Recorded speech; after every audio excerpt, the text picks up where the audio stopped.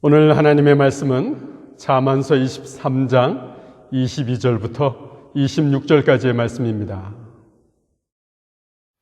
너를 낳은 아버지에게 순종하고 내 어머니가 나이 들어도 무시하지 마라. 진리를 사고 팔지는 마라. 지혜와 훈계 명철을 사라. 의인의 아버지는 크게 기뻐하리라. 지혜로운 아들을 낳은 자는 그 아들 때문에 기쁨을 얻을 것이다. 내 부모를 즐겁게 해드려라.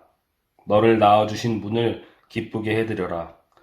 내 아들아, 내 마음을 내게 주고 내 눈으로 내가 사는 모습을 보고 즐거워하여라. 아멘.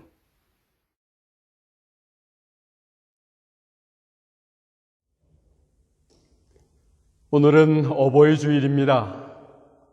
어버이가 된 분들은 자녀를 바라보면서 왠지 모르게 뿌듯한 보람과 또 기쁨을 느끼는 참 흐뭇하고 좋은 날입니다.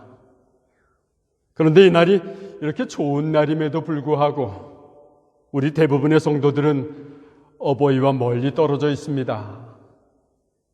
오늘 그분들을 모시고 있진 못하지만 또 모시지 못하는 안타까움은 있지만 어버이에 대한 그리운 마음으로 하나님의 말씀을 묵상하면서 어버이를 생각하고 또 가정을 생각했으면 합니다.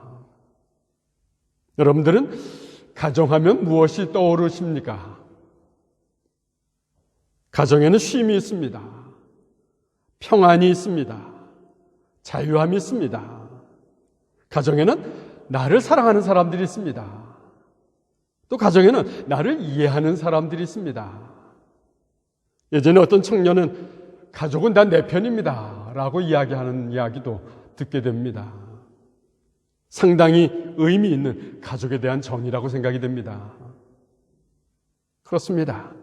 가정은 모든 것을 함께해야 할 사람들이 있는 곳입니다. 가정은 그래서 참 소중한 곳입니다.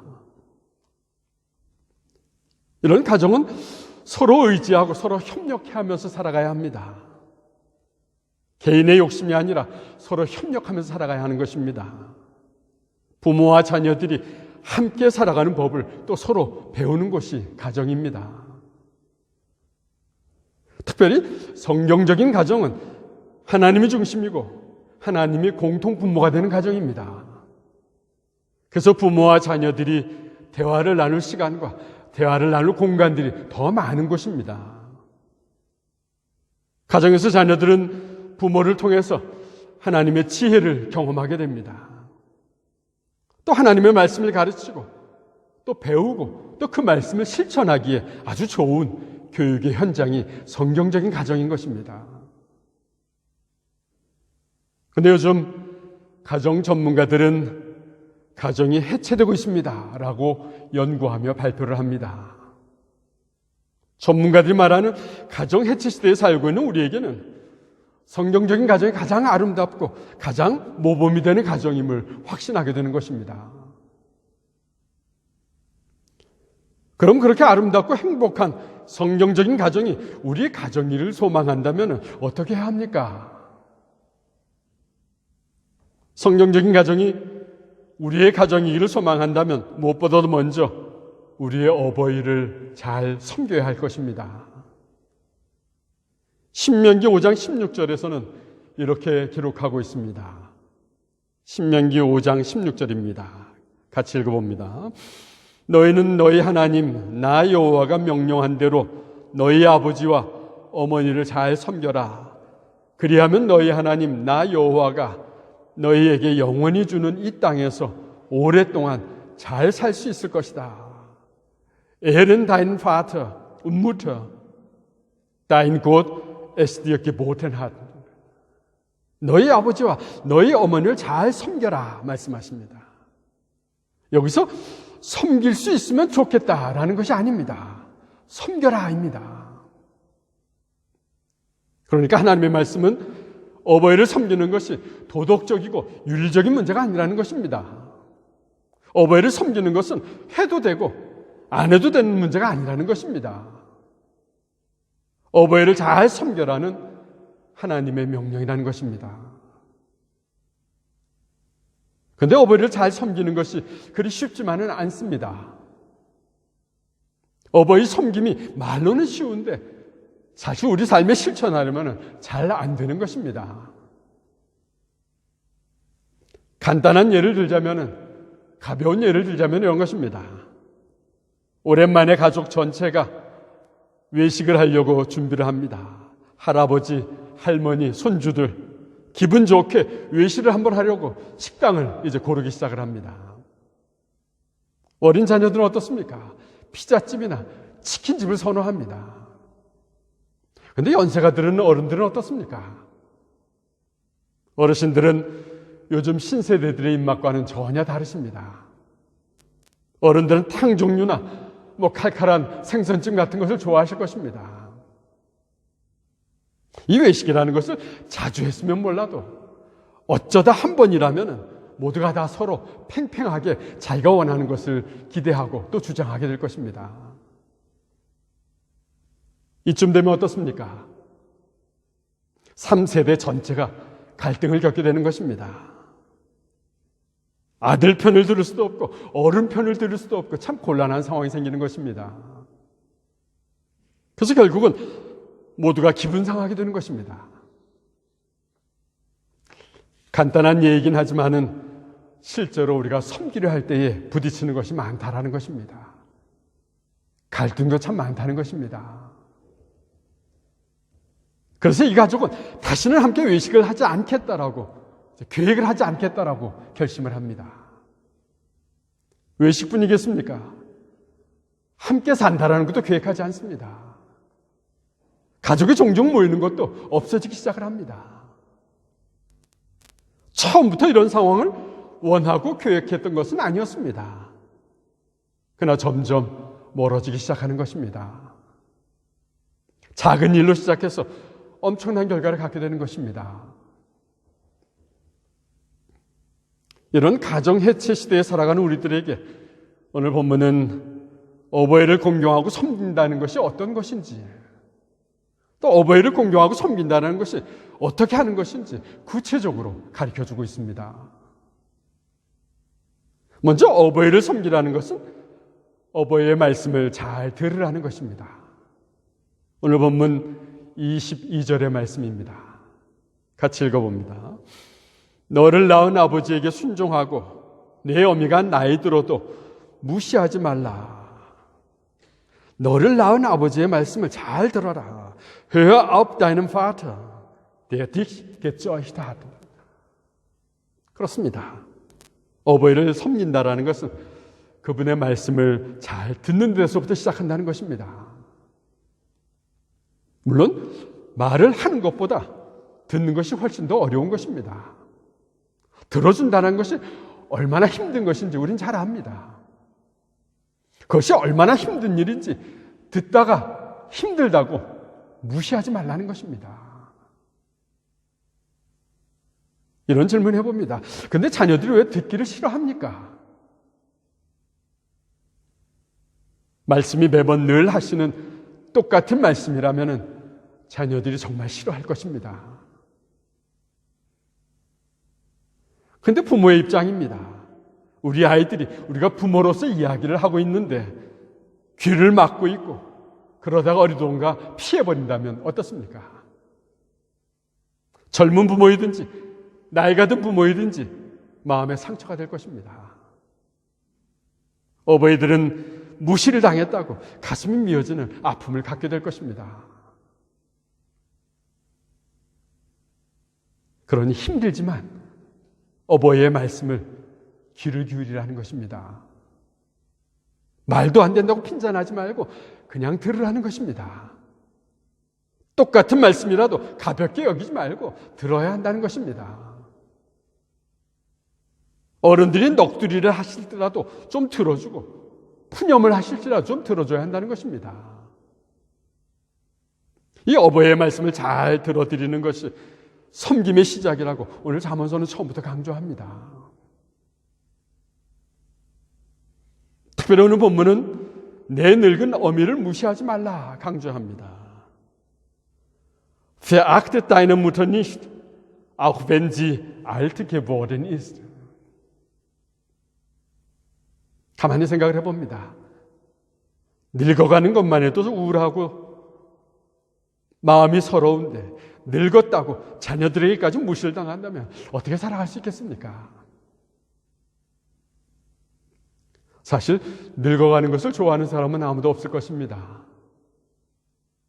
실제로 나이보다 더 늙어 보인다는 말을 어디서 듣는다면 저녁에 잠을 못 주시는 분들이 아마도 우리의 어머니들일 것입니다.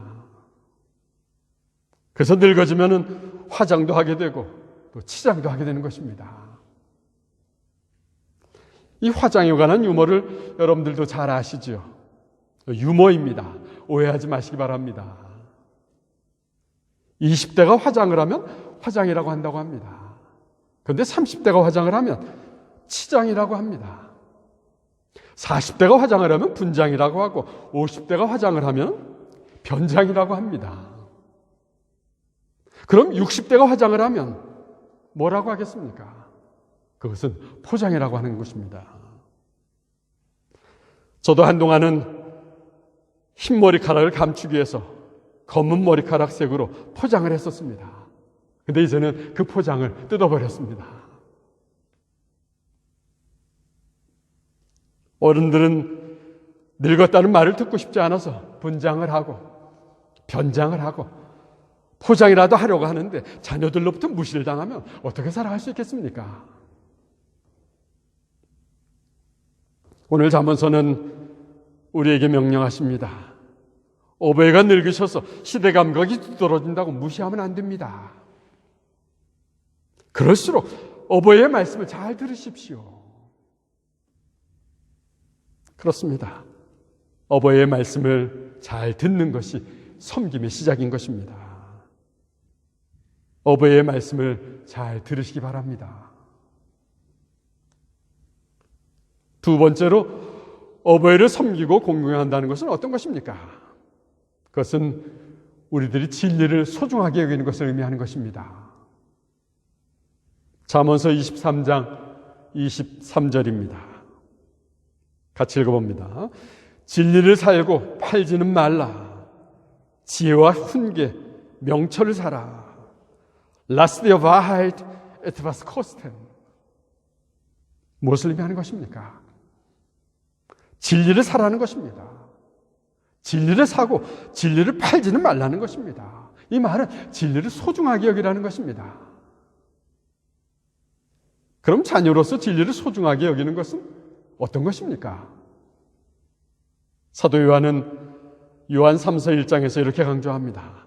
요한 3서 1장 4절의 말씀입니다. 같이 읽어봅니다. 믿음의 자녀가 진리의 가르침을 따라 잘 지내고 있다는 소식보다 내게 더 큰 기쁨은 없습니다.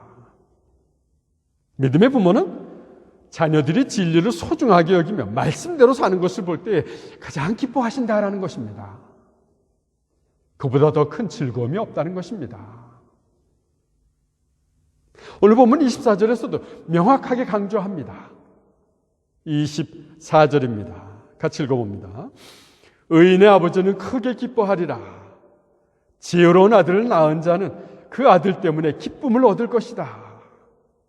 무엇을 의미하는 것입니까? 어버이들은 자녀들이 믿음 안에 머물러 있어야지 기뻐하신다는 것입니다. 자녀들과 하나님을 이야기하고 자녀들과 성경 말씀을 나누는 것을 기뻐하신다는 것입니다. 자녀들과 하나님 주신 꿈과 하나님 주신 비전, 기도 제목을 나누는 것을 우리 어른들은 기뻐하신다는 것입니다. 여러분들이 이렇게 믿음 안에 머물러 있으면서 의인으로 머물러 있으면서 여러분들의 어버이는 무척이나 기뻐하실 것입니다. 그럼 믿음 안에 머물러 있다라는 것은 어떤 것입니까? 오늘 잠언서는 세 번째로 우리에게 권면하고 있습니다. 잠언서 23장 25절의 말씀입니다. 같이 있습니다. 내 부모를 즐겁게 해드려라. 너를 낳으신 분을 기쁘게 해드려라. 어떤 것이 어버이의 마음을 기쁘게 해드리는 것입니까? 계속해서 26절에서 좀 더 구체적으로 강조하고 있습니다. 오늘 본문 26절입니다. 같이 읽어봅니다. 내 아들아, 내 마음을 내게 주고 내 눈으로 내가 사는 모습을 보고 즐거워하여라. Give me thine heart, my son. 내 아들아, 너의 마음을 내게 주라. 자녀들이 마음을 어버이께 드리는 것이 기쁘게 해드리는 것이라는 것입니다. 말로는 늘 예라고 순종할 수 있습니다. 순종하는 척 할 수 있습니다. 그러나 마음으로는 늘 불평하고 불만이 있다면 어버이와 멀어지는 것입니다. 때로는 어버이에게 선물을 사드리기도 합니다. 그러나 내게 필요한 것이 있고 목적한 것이 있어서 그렇게 한다면 자녀들과 어버이의 관계는 마음으로 한 것이 아니라 쉽게 멀어지게 될 것입니다. 부모와 자식의 관계에서 이 마음으로 멀어지는 것보다 더 섭섭하고 더 외로운 것이 어버이들에게는 없을 것입니다. 오늘 우리가 이렇게 어버이로부터 몸은 멀리 떨어져 있습니다. 그러나 마음으로는 항상 이 어버이를 멀리하지 않아야 하겠습니다. 우리는 SNS를 통해서 나의 근황을 열심히 사람들에게 알리고 있습니다. 그렇듯이 우리의 어버이에게도 개인적으로 열심히 우리를 알려야 하는 것입니다. 이곳과 한국이 시간 차이가 있어서 어렵다고 하지 말고, 밤늦게까지 인터넷과 씨름만 하지 말고 그 시간에 어른들께 안부 인사를 드리시기 바랍니다. 여러분의 마음을 어버이께 드리시기 바랍니다. 또 오늘 잠언서는 어떤 것이 어버이의 마음을 기쁘게 해드리는 것인지 26절 후반절에서 또 우리에게 강조합니다. 26절 후반절입니다. 같이 읽어봅니다. 내 아들아, 내 눈으로 내가 사는 모습을 보고 즐거워하여라. Lass dein Augen meine Wege wohl gefallen. 내 눈으로, 자녀의 눈으로 내가 사는 모습을 보고, 어버이가 사는 모습을 보고 즐거워하여라. 무엇을 의미하는 것입니까? 이 말씀은 우리의 부모님이 살아온 인생을 받아들이라는 것입니다. 그리고 부모님들의 삶을 좀 자랑스러워하라는 것입니다. 솔직히 우리의 시선으로 어버이들을 바라보면 어떻습니까? 더구나 자신이 조금 성공했다는 그런 자녀들은 어버이를 바라볼 때 어떻습니까? 어른들의 사시는 환경도 그렇고 그분들이 해오신 직업도 그렇고 어른들이 나름대로 열심히 사셨다고는 하지만 자신들의 눈에는, 자식들의 눈에는 늘 아쉬움이 남아있는 것입니다. 그 아쉬움에 자녀들은 이런 푸념들을 하게도 될 것입니다. 내가 금수저를 물고 태어났으면 얼마나 좋았을까? 근데 나는 흙수저이다. 빵빵한 찡한 배경이 부러울 때도 있어서 부모들에게 때로는 불평을 하는 것입니다. 부모로부터 내 전공에 맞는 정말 타고난 DNA를 받았으면 얼마나 좋을까? 푸념을 하기도 하는 것입니다. 그러나 우리의 어버이는 적어도 자신의 자녀들에게는 당신이 살아온 인생에 대해서 인정받기를 원하시는 것입니다. 자녀들이 부모의 삶 전체를 인정하면서 즐거워하기를, 감사하기를 기뻐하시는 것입니다. 사실 어버이들은 우리를 위해서 어떤 삶을 사셨습니까? 우리가 세상에 태어날 때에 간절히 기도하셨던 분들입니다. 특별히 산고의 고통으로 괴로우실 때에 간절히 기도하셨던 분들입니다. 우리가 아플 때에는 밤이든지 낮이든지 우리를 등에 업고 맨발이라도 병원으로 달려가신 분들입니다. 초등학교 다닐 때에 개근상이라도 타오면 그것을 액자에 넣어서 가장 잘 보이는 곳에 두시던 분들입니다. 사람들이 우리를 보면서 아버지 닮았다고 하면 괜히 기분을 좋아하시는 분들입니다. 추운 겨울에 학교에서 늦게 돌아오면 밖에서 기다리시다가 입고 계시던 따뜻한 외투를 우리에게 벗어주던 분들이십니다. 대학 시험을 보러 갈 때에 우리에게는 강하라, 담대하라 기도하셨지만 당신은 하루 종일 떨면서 안절부절 못하고 계신 분들이십니다. 좋은 학교 사달라고 고집을 피우고 유학을 보내달라고 고집을 피우면 곤란해 하시기는 하지만 결국 우리의 의견을 들어주시는 분들입니다. 첫 월급을 타서 네일을 사드렸더니 쓸데없이 돈을 쓴다고 나무라시긴 했지만 몰래 그 네일을 입고 또 입으시는 분들입니다. 우리들이 결혼할 때 우리는 기뻐서 어쩔 줄 몰라 했지만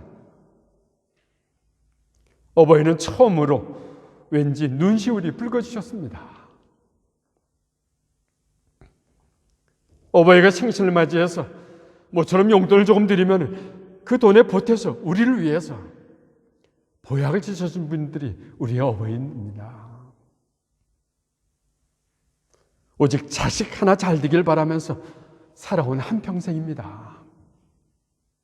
하지만 이제는 희끗희끗한 머리카락만 남으신 우리의 어버이들입니다.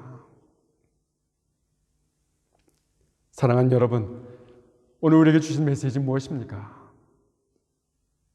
어버이를 즐거이 해드리라는 것입니다. 어버이들이 즐겁도록 해드리라는 것입니다. 이 말은 귀중히 여기라는 것입니다. 오늘 본문에 즐겁게 해드리라는 이 히브리 단어는 카베드입니다. 이 카베드는 우리말로 직역을 하면 존귀하다, 영광스럽다, 무겁다라는 의미입니다. 그러니까 어버이를 즐겁게 해드리라는 말은 여러분들의 어버이를 존귀하게 여기라는 뜻입니다. 그렇습니다. 우리의 어버이는 구제의 대상들이 아닙니다. 측은히 여기고 불쌍히 여기는 구제의 대상이 아닙니다. 우리의 어버이는 구제의 대상이 아니라 존귀하게 여겨야 할 공경의 대상이십니다. 진정한 공경은 어버이의 말씀을 들음으로 시작이 되는 것입니다. 진정한 공경은 마음으로 우리의 어버이의 말씀을 들음으로 시작이 되는 것입니다. 여러분들의 어버이들이 나이가 들어서 늙으셨다고 무시하지 마시기 바랍니다. 여러분들의 어버이들이 시대에 뒤떨어진다고 무시하지 마시기 바랍니다. 그분들은 누구보다도 여러분들의 생각과 여러분들의 성품을 잘 아시는 분들이십니다. 그래서 여러분들에게 걱정이 되셔서 일마다 때마다 말씀하시는 분들입니다. 그 말씀을 무시하지 말고 들을 때에 우리의 섬김은 시작이 되는 것입니다. 또 어버이를 즐겁게 해드리는 것은 진리를 소중히 여기고 진리 가운데 사는 것입니다. 어버이들이 가르쳐 주신 하나님을 삶의 중심에 두는 것입니다. 여러분들의 어버이는 그것을 이 세상의 그 어떤 것보다도 더 기뻐하시는 분들입니다. 그리고 이제 어버이들에게 여러분들의 마음을 드리시기 바랍니다. 마음으로 그분들이 살아온 인생을 인정하시기 바랍니다. 인정할 뿐만 아니라 자랑스럽게 여기시기 바랍니다. 특별히 오늘 우리들이 자녀로서 명심해야 할 것이 있습니다. 하나님이 주신 10계명 가운데 다른 계명들은 오늘 범할 수도 있습니다.